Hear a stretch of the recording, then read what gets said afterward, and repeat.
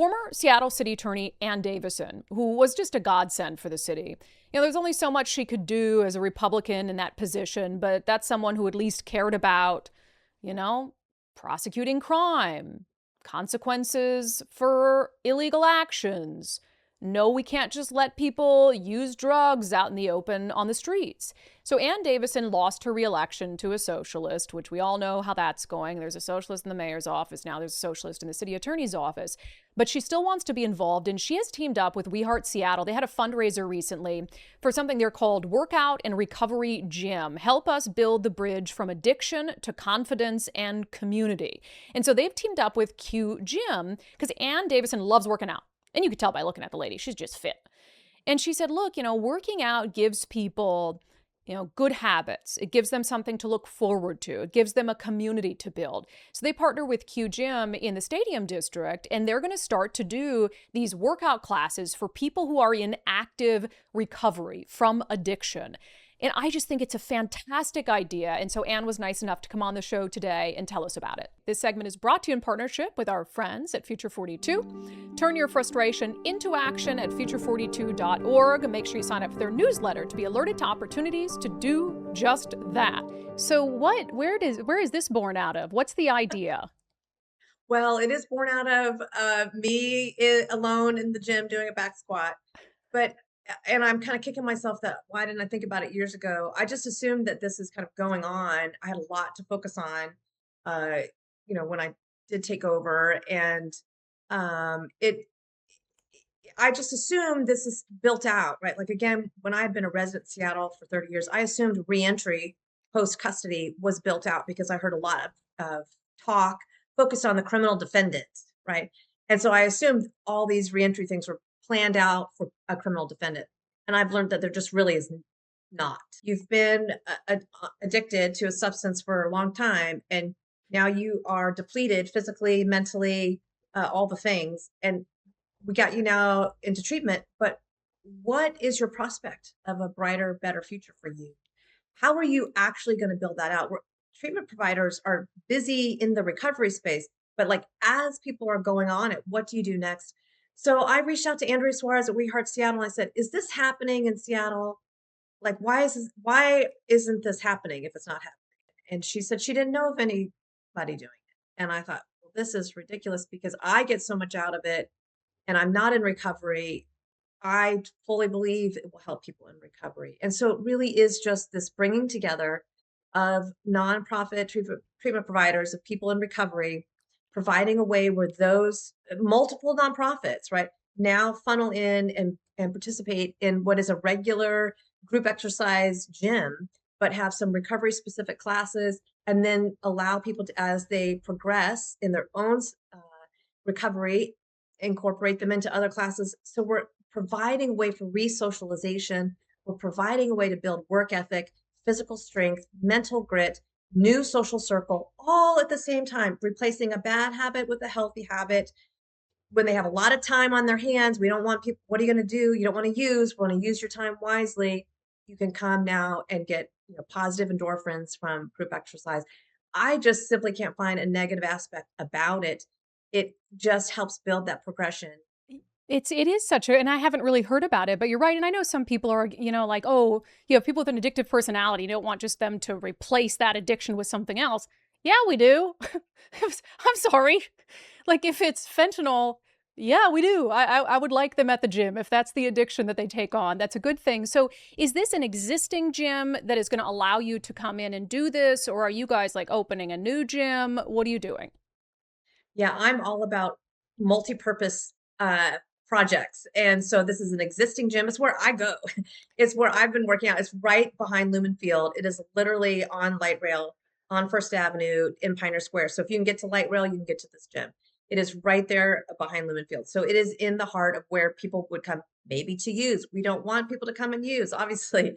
And so it's an existing gym that is partnering with this idea and with We Heart Seattle to provide a space, like another place where people can come, and it can be built out for people coming out of incarceration, right? Again, reintegration into society. Where is that soft place to reintegrate into society, post recovery, post incarceration? And then we can eventually move into prevention, right? Teenagers after school, like that young adult where there's not a space, if they don't have a place where they can belong, you can come and work, like do the work out there, right? So it's prevention of addiction, but we'll move to that first. But Seattle needs us to focus on recovery because we don't really have that dialed in very well yet. Yeah, is this going to be though, for a specific population of people that are already on that path toward recovery? I imagine it's not for like, if you're living in a tent down by the stadium that you can just stop in. It actually will have a progression of levels. And so, what Andrea and her board, that is a great advisory group for this space, evidently they're advising 48 hours, you're clean, you can go exercise. Hmm. Now, that doesn't mean that we're going to have a gym full of people like that, because that is not necessarily ready. But if they're in a treatment program and we're working with caseworkers, sometimes that whole treatment providers cohort might come to a class that is for people in recovery specifically. Yeah. And then we can take attendance and participation and show punctuality. Maybe they then have 3 months of been coming here, and I can now show to a job reference, I have the ability to show up on time, and then take that to a place of employment. And then maybe they're out of the recovery classes and they come into the other classes that are at the gym. Maybe it's like people with me, like me, or other people that are not in recovery. And then you're building the layers of social networking, resocialization, right? This is how you act with others. This is the trust we have to have with one another. This is why I need my son who's learning to drive understand we all have to stop at the stop sign, right? This is how we all have to do it. And we have to believe we all do it that way most of the time. And so you got to get them out of the antisocial behavior that has been on the street. Where is that going to be learned by? It's going to be learned in these types of classes with other people doing hard work. You see them in your sidelines and you're like, well, they're not quitting and that person's not quitting.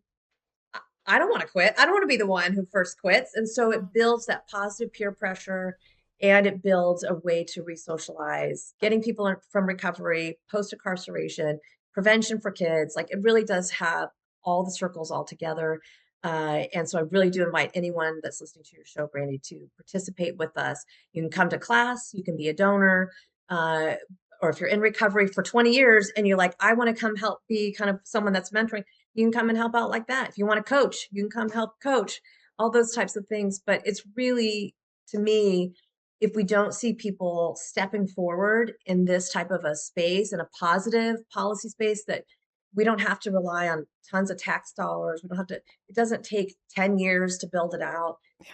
It really is just put a couple ideas together, and people will come and it will work. And so, even if it helps 30% in recovery, it's not going to be the answer for everyone. We know that, but it might be the answer for many. And so that's why I think it's important to build. Yeah, I don't want the government involved. You're right. It would take 5 years. They'd figure it out. It would cost $1 bajillion and there'd be all these rules. I think it's cool to maybe get some of the pro athletes involved and get them in there teaching, but I want to see Ann Davison in there teaching, doing it. What's your workout of choice?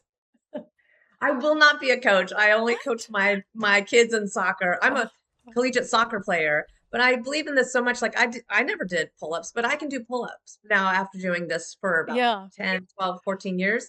But my favorite one, I think we sent you some video clips of our little video we did.